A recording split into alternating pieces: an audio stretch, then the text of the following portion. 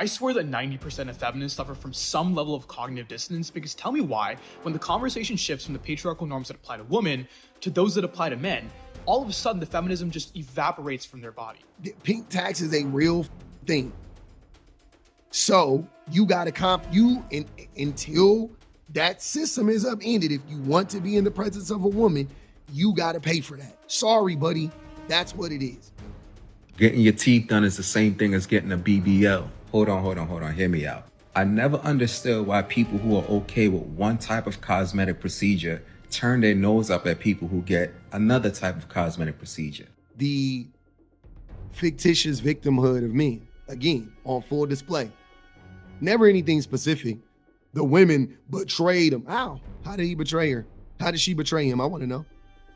When she has to ask repeatedly for basic support to alleviate pain, her brain interprets this as, I don't matter to you. Her body won't open up to someone who seems oblivious or uncaring to her pain. Men are complaining about dates, talking about feminists. Feminism is the problem. This is what women are faced with nowadays. Women do not have the right to vote. They shouldn't have the right to vote. Yeah, why is that? Because y'all ain't done shit. Why can't women be women anymore? Why do you need a bank account? Why do you need a job? Why do you need friends? Why don't you just find a good man who's going to take care of you, shit out a bunch of babies for him, and take care of the house? So intersectionality is a real thing, right? If you don't know what intersectionality is, mainly for the men, it is where the systems of oppression, or whatever you want to call them, you call them institutions, I call them systems of oppression, is where they intersect. And at the point where they intersect, there are groups of people there, right? There are groups of people there that are most affected by that intersection, right? So racism is an institution. Sexism is an institution. Capitalism, institution, right? Whatever. And where those things meet, in the center of those, there are people that are greatly affected by those things. Because some people have capital, so capitalism doesn't affect them as much or the same as it does people that don't have capital.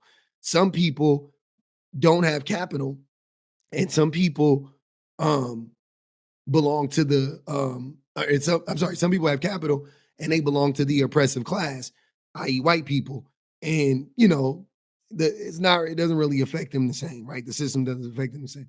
Some people have capital, belong to the oppressive class as far as race is concerned, and the oppressive class as far as sex and gender is concerned, white men, and it doesn't affect them the same. None of these systems affect them. And on the flip side, conversely, if you are a person that has little capital, a person that is not white or the opposite of white, black, and if you are not a man, a woman, then these systems are going to affect you the most, right? So that's what intersectionality is in a nutshell. Intersectionality is the reason why double standards exist.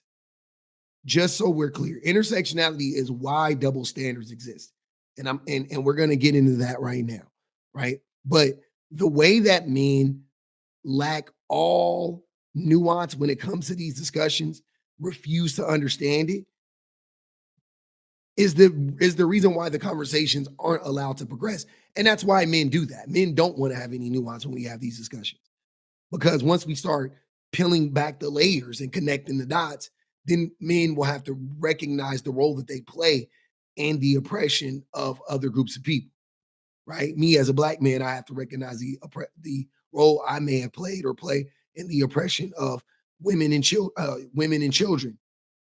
Maybe even other men, though, depending on my socioeconomic status, and so on and so on. So that's why men are uninterested in having these nuanced conversations. But I'm here to break that up. I love having nuanced conversations. I do. So let's get into it.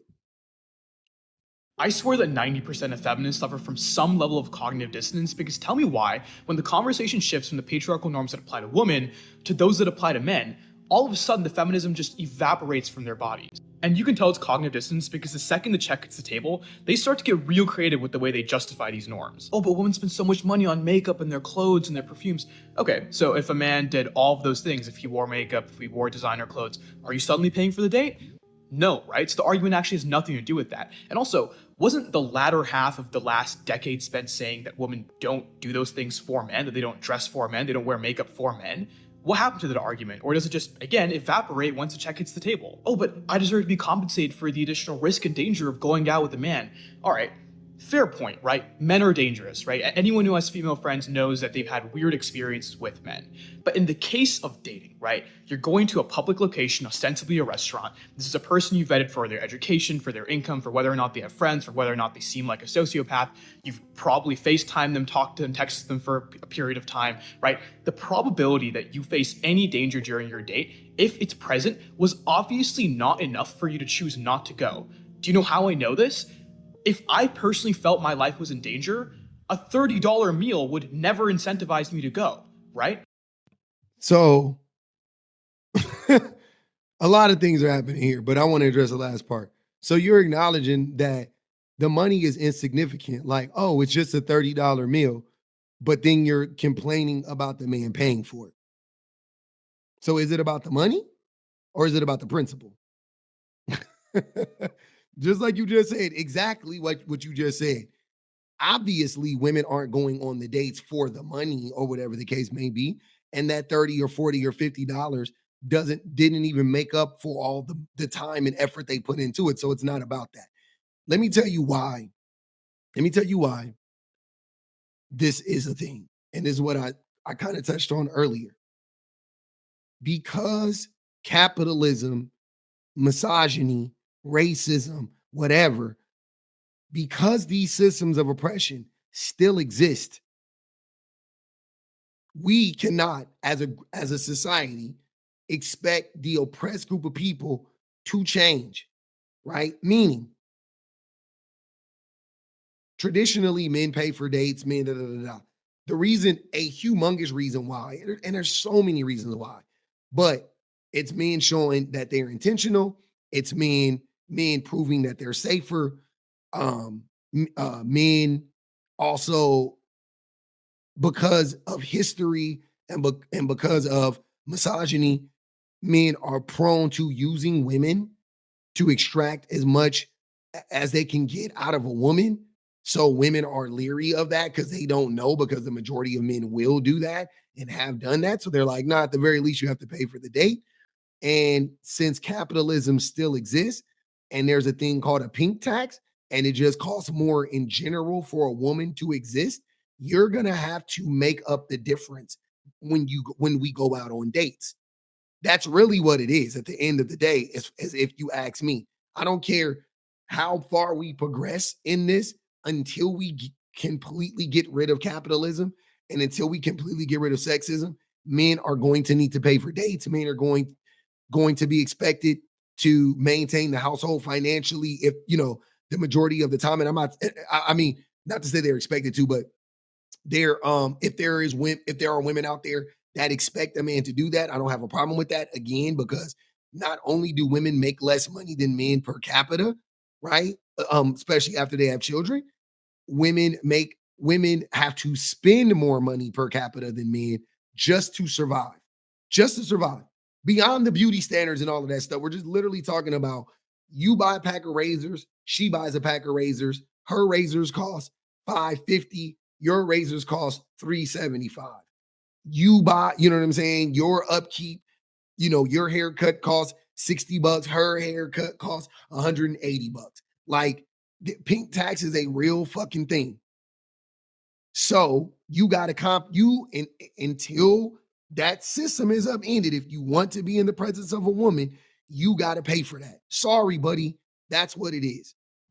So that's a non-argument, because you wouldn't be going in the first place if you genuinely felt like you were under threat. Oh, but women have to endure pregnancy. Okay, first of all, you're not walking out of a first date pregnant, right? But let's just take this down the line of logic just for the sake of doing it. It's fundamentally patriarchal to think having a child is something you do for a man rather than something you do for yourself. right? Number one. And number two, no one is forcing you to have a child. You're not doing it for a man, but she is risking everything, and the man is risking nothing, having a child. That's, again, you can call that nature at this point, but yeah, you need you there. What are you going to do? Right? You don't think that's not a fair deal because you impregnate a woman and now she has to be the one to go through pregnancy and bear the child, and then she's gonna have to be the one, at least early on. And this is even if for the good dads, at least early on, the first 1 or 2 years, she's gonna have to be the one to exert the most energy in taking care of the child because especially if the baby is breastfed. She's gonna have to breastfeed the baby, which means that the baby soothes on her, like not beyond getting milk. He or she is gonna want to suckle on her teeth. All of these things, like women are more invested, especially early on, than men are. And then after that, women lose money because they have children, because we live in a patriarchal, racist, capitalistic society where women are punished for having kids, even though we want women to have kids, even though capitalism needs more women having children. Crazy, right? So again, men, if you want that to change, you have to fight the system. Frankly, through all this nonsense argumentation, I'm more than happy to pay, right? But not because I'm a man and you're a woman. I'm happy to pay because if it were a friend who was sitting in front of me having a meal with me, I'd be more than happy to pay. If it was a homeless person in the line that I saw who looked obviously starved and wanted a meal, I would be more than happy to pay because that's what generous, courteous people do. But when you put a gender on generosity and then subsequently call it the bare minimum, I'm sorry, but you're not a feminist. Yeah, you don't know. Again, you don't know what feminism is. Feminism, and here's where men like you and most men get confused. Feminism is about equity, not equality. You can't have equality without equity, right? I know that's kind of hard for people to understand. I mean it in the way that equality is meant to be had, right? Technically, you can just give everybody $50 and that's equal, but again, it wouldn't show up as equality because $50 to me means nothing, and $50 to another person isn't even enough, right? So we're still not equal, but you gave us the same amount of money, right? So is that really equality? We're not on the same level yet. You don't have the same opportunities, not the same outcomes. We don't have the same opportunities, right? Your kids don't have the same opportunities as my kids. My kids don't have the same opportunities as um as whoever, whatever president or whatever rich person, whatever, right? We don't have the same access to stuff. That's equity. Equity looks like we have the same access to stuff, not the same outcomes, right? So if we're talking about feminism is the fight for equity, which leads to equality. This is how equity works in this situation, and I already spoke on it, but I'll do it again. If that woman has to spend 10 or 15 more percent just to live, then you can spend 10 or 15% of your income to take her out. You see what I'm saying? That's equity. If she has to spend 10 or 15% just to live, and that's caused by men, and you belong to the oppressive class of men, whether you want that to be the case or not, but you do, so you benefit just from being a man, then you got to pay for it. That's equity. That's how equity works. And you should want to do that for a woman if you truly want her to be equal to you, right? Equal doesn't mean I pay for dates and you pay for dates and that's not that's not how that's not fair to her because it's not equal because she has to spend 10 or 15% more just to survive. So if you pay for a date and she pays for a date, the dates cancel each other out and she is still behind you 10 or 15%. See what I'm saying? Now, we already touched on the double standards, but this is another example to me of, I guess, hold on. Now, if you want to see a double standard, this is an example of a legitimate double standard. Getting your teeth done is the same thing as getting a BBL. Hold on, hear me out. I never understood why people who are okay with one type of cosmetic procedure turn their nose up at people who get another type of cosmetic procedure. Because let's get one thing straight. Getting perfectly straight teeth is not about dental hygiene, it's about aesthetics. That's why things like veneers are typically not covered by dental insurance, because it's considered cosmetic procedure. So, with all that said, if you're okay with getting a cosmetic procedure to make yourself look better and feel better, then why do you turn your nose up at people who are basically doing the same thing? Listen, all in all, I feel like anybody who got their teeth done or would get their teeth done should not be turning their nose up at a chick who got a boob job. And anybody who got a boob job or would get a boob job should not be turning their nose up at a chick who got a BBL. It's all a cosmetic procedure to enhance your appearance. And y'all are only making these distinctions so y'all can sit on a high horse and judge somebody who's basically doing the same thing that you're doing, trying to make themselves look better and feel better. But I will say this, if somebody gets their body done and it looks horrible, I am going to laugh. But that's the same way we laugh at bad veneers. We're not laughing at the fact that they got them done. We're laughing at the fact that it was a horrible job. Now, the reason why I love that double standard right there is because I don't hear men getting on the internet and clowning people for getting veneers on the strength of getting veneers, right? We clown because you might look like you got a bunch of chiclets in your teeth. Your teeth look like them little chicle gums, right? That's different. But I've never heard men rail against getting veneers in general for anybody. Like, I mean, like, as a group, they don't run around like, veneer. I don't know why y'all want to get them veneers. Don't no man want no woman with no fake teeth. Ain't nobody, no man is saying that, right? But then men are running around trying to shame women for getting boob jobs and BBLs. See what I'm saying? The double standards are crazy. The double standards are crazy.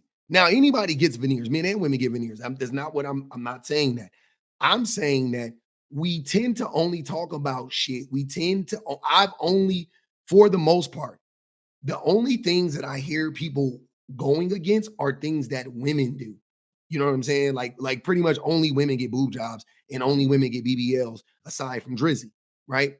But but you don't hear men talking about things that like anybody can get, or like most, or things that men and women get at the same rate. And you definitely don't hear men clowning men for doing things that only men get for the most part, like hair transplants and whatnot, right? You don't hear that. You don't hear men clowning, definitely not nearly as loud.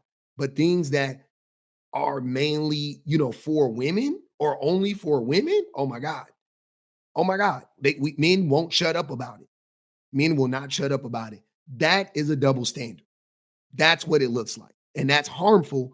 That's harmful because you're trying to shame the women. And then the men are coming out here. Same thing with the guy in the first video on this guy. It's a continuation of the same theme. It's men trying to play victim, right? And if you listen to what the men are complaining about, it's either nothing, like next to nothing, or literally nothing. Like dates, like, oh, men paying for $30 days, like the guy said in the first video. Oh, a $30 meal. Exactly. Shut the fuck up and pay it then. Why are you complaining about it? Or you got men that just make up shit out of thin air like this. It's honestly like so fucked up every time I post a video talking about how fucking brutally men are betrayed in today's age. And you just see the comments of guys just like telling their fucking real story. And like how many DMs I get of dudes just talking about how they were married and committed for years and years and years and had kids with women who just completely fucking betrayed them. Like, I keep seeing more and more stories. Like, obviously, I'm speaking the truth because look at the fucking comments on my shit. This is Whole time the betrayal is he cheated and she left and he felt betrayed. He ignored her for 7 years and claimed it was because he had to build his empire. And she was like, I told you you didn't need to do that. I could have went back to work. I could have lightened your load financially, but you wanted to be the only one to work or whatever. And I couldn't take it anymore. I needed help. I needed attention. So I left. That's what like that's what's going on. And then, but it's a betrayal. Men be feeling betrayed because a woman don't want to sleep with him. but the woman don't want to sleep with him because he treating her like dog shit. Is insane. It literally fucking makes me sad. It's like I put out a video and then I just get to see more and more evidence of how fucking bad this shit is right now. This is fucking horrible. The fictitious victimhood of men, again, on full display. Never anything specific. The women betrayed him. How? How did he betray her? How did she betray him? I want to know. Tell us.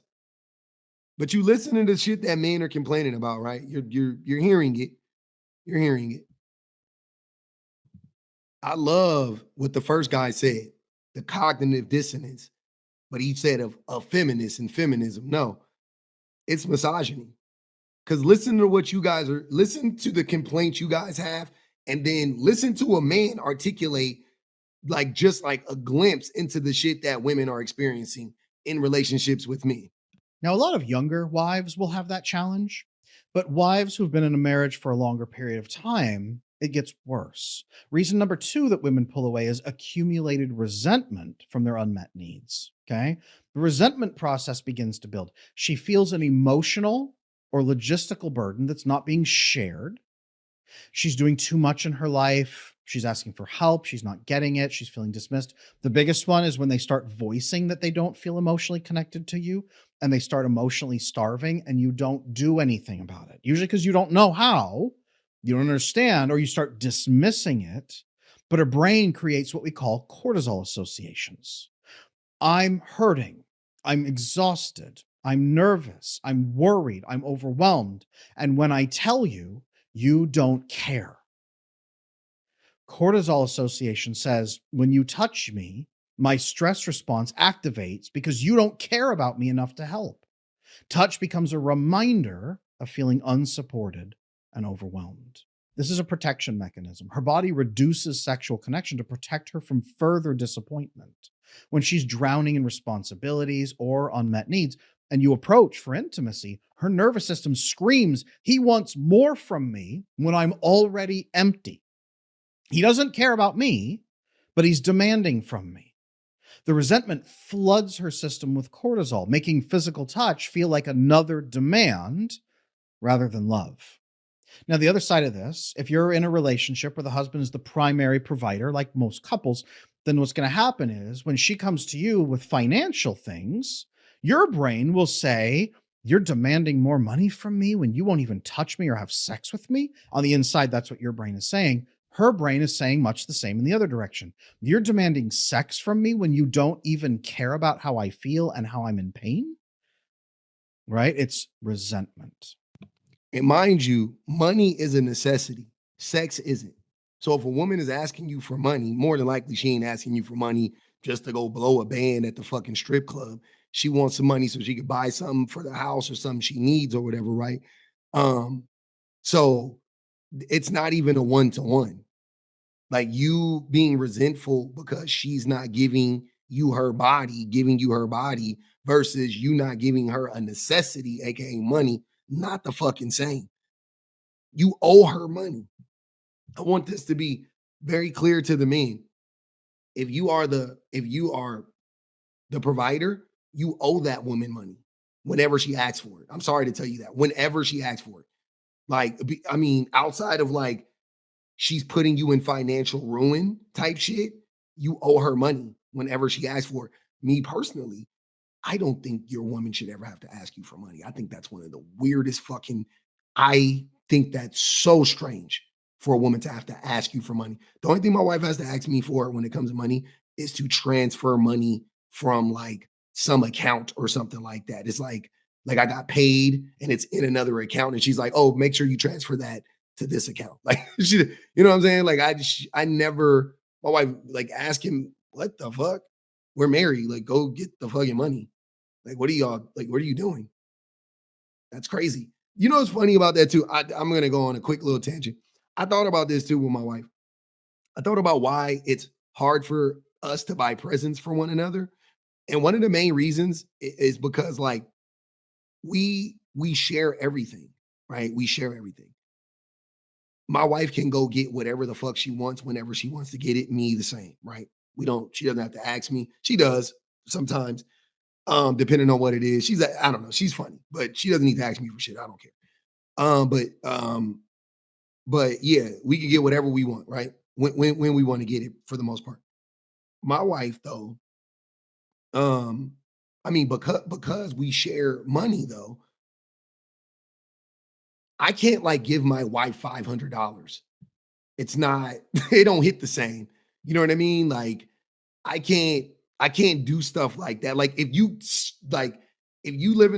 are in a relationship, even in a marriage where like you have your money and she has her money, and then you give her some of your money, then it's like different, right? It's still like, oh, he gave me some of his money. But like, since all of my money is my wife's money, you know what I'm saying? Like every penny that I have is her money. It doesn't come off the same. And I feel like that's it makes me and my wife have to be more creative when we buy each other stuff, and it makes us pay attention to each other more. Right? We have to be more intentional. I like, there was a time when I resented that, but I think like now I like appreciate it. I think it's kind of funny. Anger is never a primary emotion, guys. Anger's a secondary emotion when we feel hurt, sad, or scared, and then we feel like the other person doesn't care.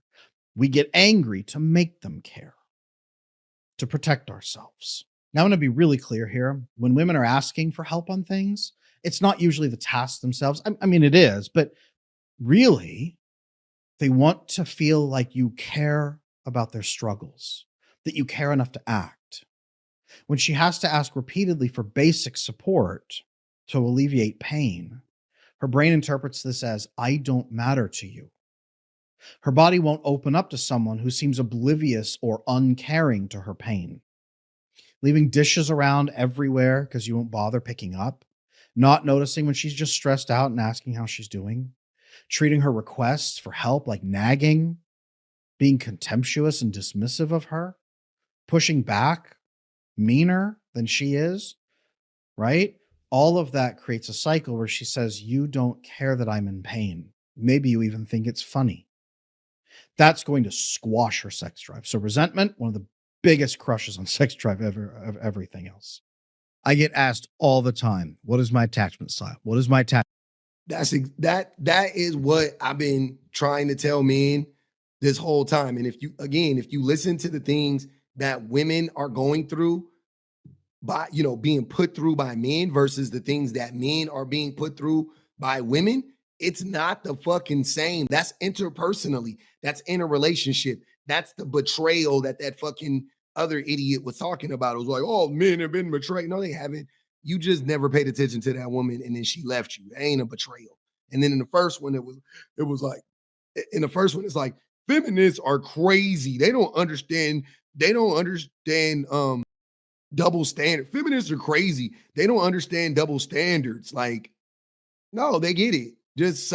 I'm okay with double standards. I'm okay with some, as long as there are systems of oppression in place, I'm okay with some double standards. Again, as a man, I don't mind my woman requiring me to pay all the bills. You know what I mean? Like, or expecting me to, like, I don't mind that. That's not, I'm like, okay, fine. Like, all right, cool. Cause she took care of the kids and she does like every fucking thing in the household. Like, okay, yeah.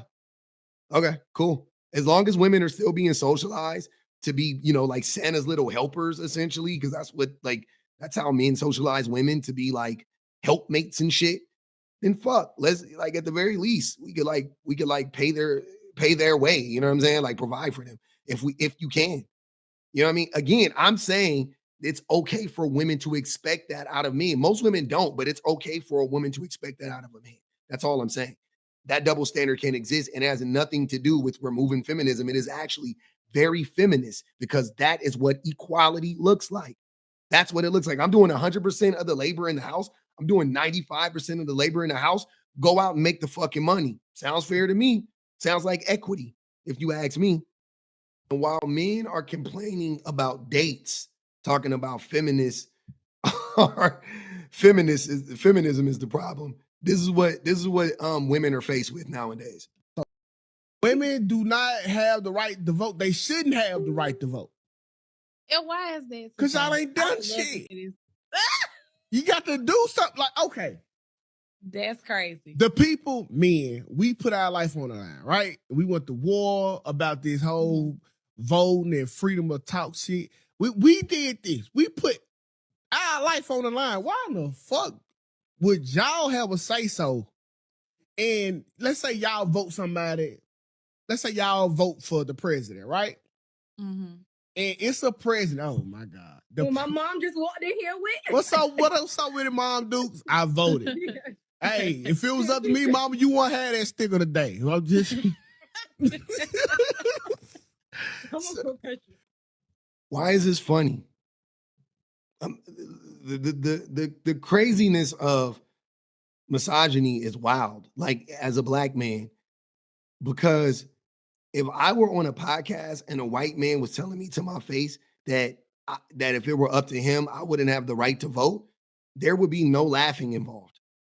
But men can say this shit about women. He's saying this to two black women right now, and they're just like, because we're so conditioned to not take misogyny seriously.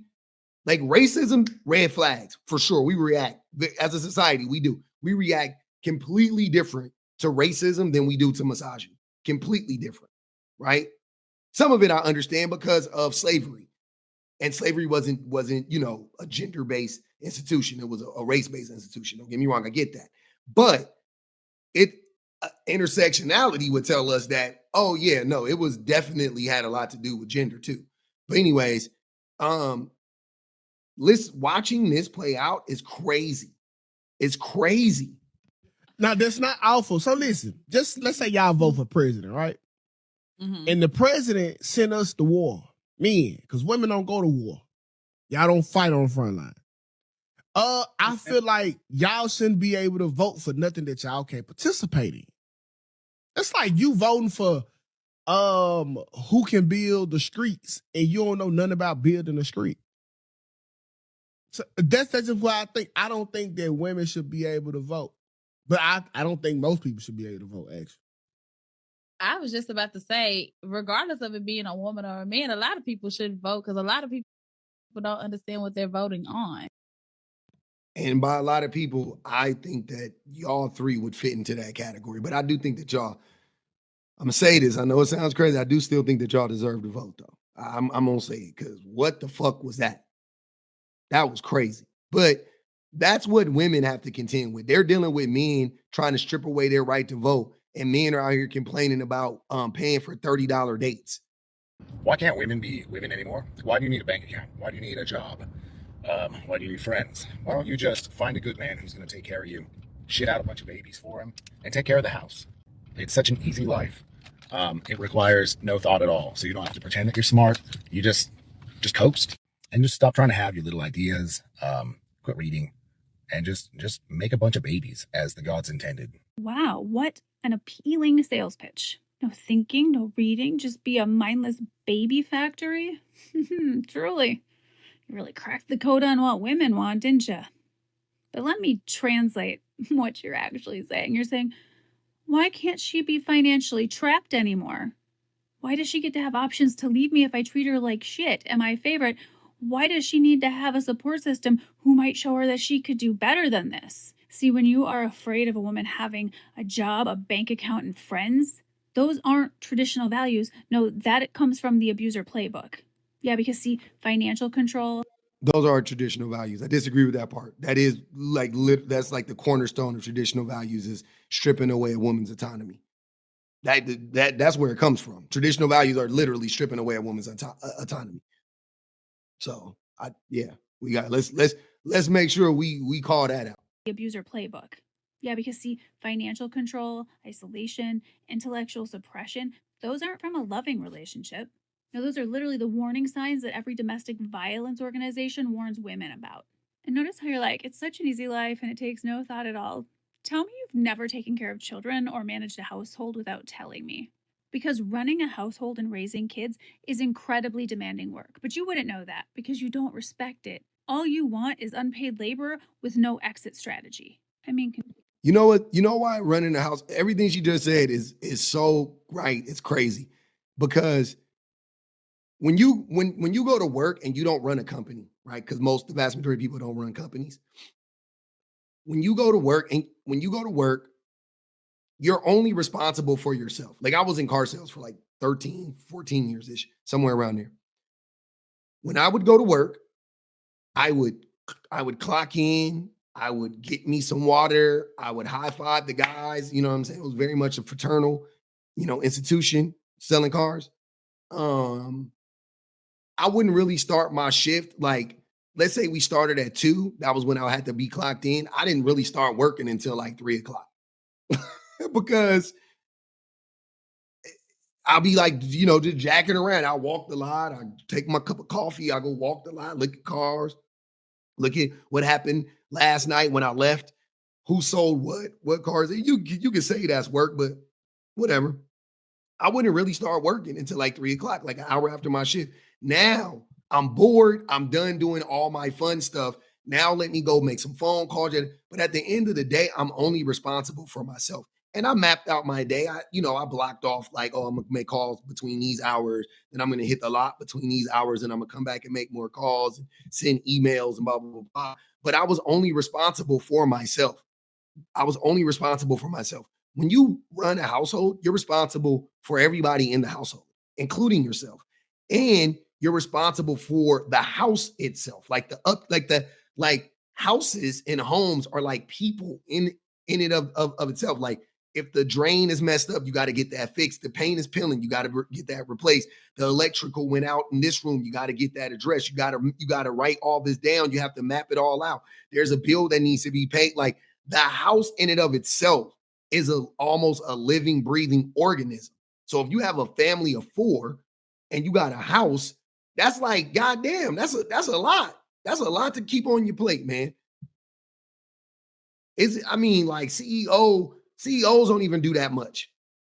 You know what I'm saying? Because CEOs can delegate. They have CFOs, they have vice presidents, they have, head of operational this, they have HR that, they have you don't got that when you run in the household. It's just you. It's just you. When it's the woman, it's just the woman. She's doing all that labor all on her own, plus the physical labor, plus the emotional labor, plus. Saying they don't have to be that smart is crazy. They got to, at the very least, they got to know how to do math because they got to balance the checkbooks. That takes intelligence. They have to be good at time management. They have to, there's so many things women have to be good at and prove every day how much smarter they are than men. It's ridiculous. You don't respect it. All you want is unpaid labor with no exit strategy. I mean, congratulations on explaining why divorce rates were lower back then. It wasn't because women were happier in marriage, it was because they were trapped. Also, all the judgment that you get on the internet to tell everyone you can't maintain a relationship unless she's financially trapped, socially isolated, and can't get out. So, a hostage. Boom. That's all they want. They don't want housewives, they want hostages. They don't want soulmates, they want cellmates. They want wife slaves. They want wife appliances. That's all it is, man. All that fake victimization, victimhood shit men be yapping about whole time. This is shit women going through in real fucking life. So I don't want to hear nothing about you paying for a date or women abandoning men and fucking betraying men. I don't want to hear that shit when men are out here trying to trap women in loveless, sexless marriages and trying to strip away women's rights and autonomy, socially, politically, economically, educationally. We are not playing the same games.